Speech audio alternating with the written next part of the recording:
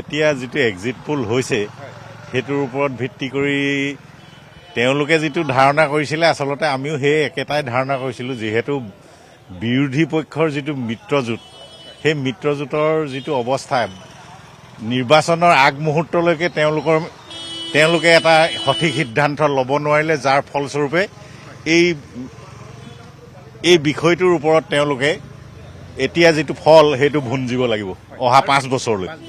গৌৰৱ গগৈ নে হিতানন্দ গোস্বামী যোৰহাট সমষ্টি? সেইটো এতিয়ালৈকে মই সঠিককৈ ক'ব নোৱাৰোঁ, যিহেতু 50-50। আমি এতিয়া একো এইবাৰ মানে ইলেকশ্যনটো একো ধৰিব পৰা নাই। মানে হিমন্ত বিশ্ব শৰ্মাৰ নেতৃত্বত পুনৰ চৰকাৰ গঠন হ'ব বুলি কৈছে। সেইটো শুনি আছোঁ এতিয়া, কিন্তু ইমান যে হ'ব ধৰিব পৰা নাই।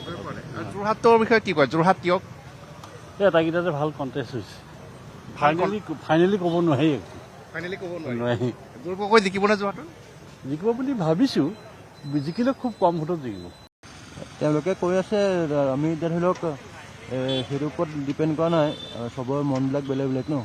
আপোনাৰ যোৰহাটতো বেলেগ হ'ব পাৰে, গোলাঘাটতো বেলেগ হ'ব পাৰে। আপোনাৰ মতে আকৌ বিজেপি চৰকাৰ হ'বনে? কামবিলাক তেনেকুৱা কৰি আছে, সেইটো হিচাপত হ'ব পাৰে বুলি ক'ব পাৰি। আৰু যোৰহাটত কোন জিকিব, হিতান গোস্বামী নে গৌৰৱ গগৈ? সেইটো অকণমান ক'বলৈ দিগদাৰ হয় দেই।